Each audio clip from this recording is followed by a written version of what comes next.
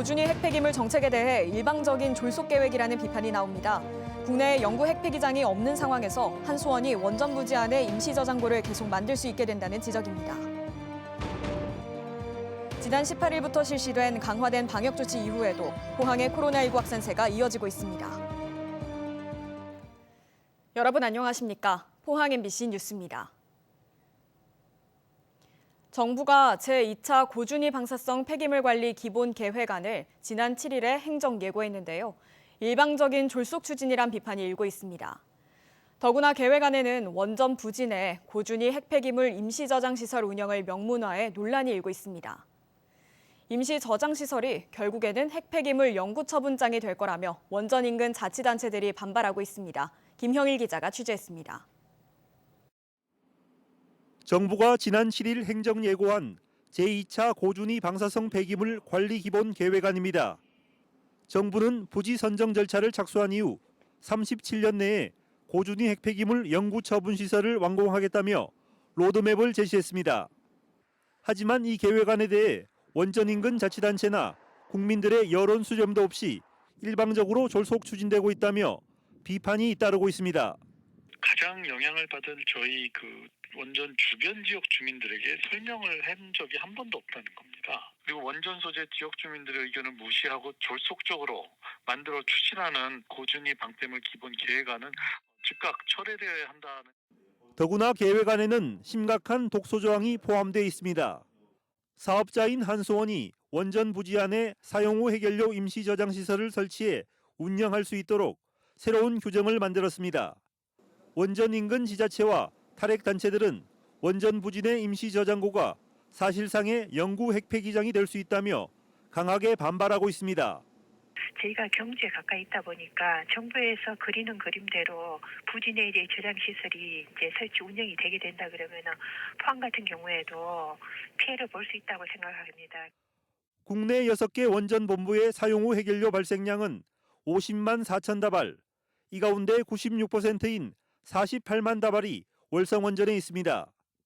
특히 경주에서 국내 최대 규모의 강진이 발생했기 때문에 월성 원전 내 고준위 핵폐기물의 임시 저장이 심각한 위험을 초래할 수 있다는 지적도 제기되고 있습니다. 포항, 경주, 울산 이쪽이 이제 대표적인 활성 단층대가 많은 지역인데 부지 조사도 제대로 하지 않고 주민 수용성이나 이런 것도 확인하지 않고 어떤 법을 통해서 일방적으로 지으려고 하는 거는 이 핵발전소 지역 주민에게 무한 희생을 강요하는 거다.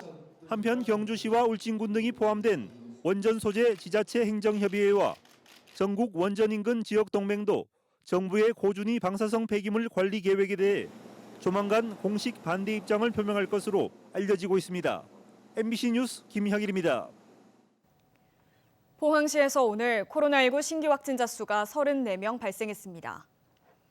10대 교육시설과 관련해 7명이 추가 확진 판정을 받았고 주말 사이 확진자가 발생한 택배사 직원 관련 1명, 인테리어 업체 관련 5명이 확진 판정을 받았습니다. 이 밖에 타 지역 확진자와 접촉한 5명이 확진됐으며 기존 확진자와 접촉한 7명과 해외에서 입국한 4명도 확진됐습니다. 포항시는 강화된 방역 조치에도 불구하고 주말 이후 확진자가 크게 줄어들지 않고 있다며 연말연시 사적 모임을 대폭 줄이고 방역 수칙을 지켜달라고 당부했습니다. 포항시는 접종 여부에 상관없이 사적 모임을 최대 4명까지 제한하는 방역 비상조치를 다음 달 2일까지 시행한다고 밝혔습니다. 또 식당과 카페, 노래 연습장과 실내 체육시설도 오후 9시까지만 운영이 가능하고 영화관과 일부 학원 등은 10시까지 운영이 가능합니다. 방역당국은 앞으로 수기명부만 사용할 수는 없다며 접종 증명제와 음성 확인제를 확대 도입하는 만큼 적극적인 방역수칙 준수를 당부했습니다. 경주에서는 오늘 코로나19 확진자가 6명 발생했습니다. 선제검사에서 초등학생 1명이 확진됐고 중학생 2명과 어린이집 관련 확진자도 1명 발생했습니다. 경주시 전체 확진자 수는 1,603명이며 363명이 치료를 받고 있습니다. 경주시 의회는 오늘 본회의를 열고 경주시 양성평등 조례 개정안 등 7건의 조례와 추가 경정 예산안을 심의 의결했습니다. 또 시정질문을 통해 이라구 의원은 수요자 중심의 무인 민원 발급기 확대 설치와 용강내거리 교통난 해소 대책을 촉구했습니다. 김상도 의원은 시민 맞춤형 교통체계 개선, 안전성과 편의성을 높이는 X자형 교차로 설치, 아당지 생태공원 조성을 요구했습니다. 대구의 일부 기초자치단체가 상속재산 취득세를 수년째 부과하지 않은 사실이 감사원 감사에서 적발됐습니다. 관리 감독해야 하는 대구시도 제 역할을 하지 않아 세금을 내야 하는 당사자들이 가산세를 물어내야 하는 피해를 보게 됐습니다. 한태현 기자의 보도입니다. 부모가 사망해 재산을 물려받는 자녀 등은 국세인 상속세와 관계없이 지방세인 취득세를 내야 합니다. 시민들이 구체적인 내용을 알 수 없어 일선 구군이 상속인에게 안내서를 발송하고 세금 고지서를 부과해야 합니다. 부모 사망일이 속하는 달의 말일부터 6개월 이내에 취득세를 내지 않으면 납부지연 가산세도 함께 내야 합니다. 대구 달성구는 지난 2015년부터 올해 6월까지 6년 6개월 동안 상속재산 200건에 3억 원가량의 취득세를 부과하지 않았습니다. 6년 넘게 시간이 흘러 가산세도 1억 4천만 원이나 더 붙었습니다. 달성구는 인력이 부족해서라는 궁색한 변명을 내놓고 있습니다. 하구청에 비해가지고 세수 비교해 봤을 때 인력이 좀 많이 모자라는 상태에 있고 산업단지라든지 농공단지라든지 세천의 단지라든지 그 단지 관리하는 게 상당히 더 많습니다. 대구 북구청도 6년 반 동안 상속재산 50건, 가산세를 포함해 1억 5천만 원의 취득세를 부과하지 않았습니다. 북구가 옛날 대구시 편에 들어오면서 아마 좀 외곽지구라 있길래 속인 어떤 등기 안 되는 후보가 금주택에 이런 게 좀 하고 도로 이런 게 타구에 비해 좀 더 많은가 숫자가 좀 많은 것 같은데. 일선 구군이 제때 세금 부과를 하지 않는 바람에 영문도 모른 채 가산세까지 물어야 하는 피해자가 속출한 겁니다. 이거는 구조적인 행정부실이라고 봐야 되거든요. 이게 한두 건이 그냥 누락이 됐다면 그거는 행정의 실수라고 할 수 있지만 특히 특정 자치단체의 경우 그게 엄청 많은 건이 적발이 되었다는 것은 사실 그게 단순한 행정 실수라고 보기에는 참 어려운 부분인 것 같습니다. 이 사실은 감사원 감사 결과 드러났습니다. 최근 6년 6개월 동안 대구 8개 구군이 부과하지 않은 상속재산 취득세는 392건에 11억여 원. 일선 구군은 대구시로부터 위임을 받아 취득세와 같은 지방세를 부과하고 징수합니다. 대구시는 위임해준 업무가 제대로 진행되고 있는지 일선 구군을 관리 감독해야 합니다. 하지만 감사원 감사에서 드러났듯이 대구시의 대응은 소극적이었습니다.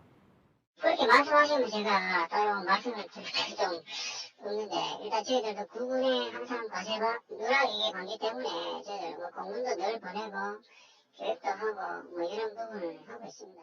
세금에 대한 관리나 지도 감독을 형식적인 공문 한 장으로 진행하고 실질적인 지도 감독이 전혀 이루어지지 않았던 것은 시세의 컨트롤 타워 역할을 해야 할 대구시가 전혀 그 역할을 못하고 있다라고 생각합니다.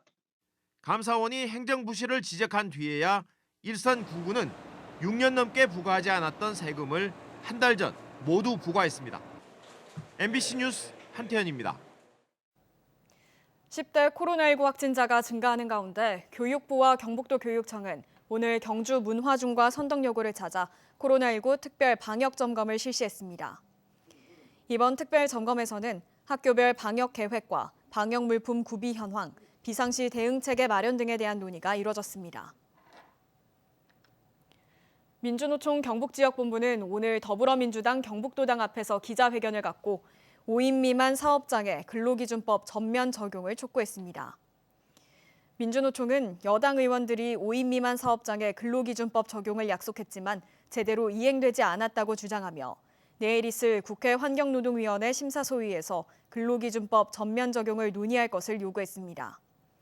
현행 근로기준법은 5인 미만 사업장에는 연장 휴일, 야간 근무수당 등을 적용하지 않습니다.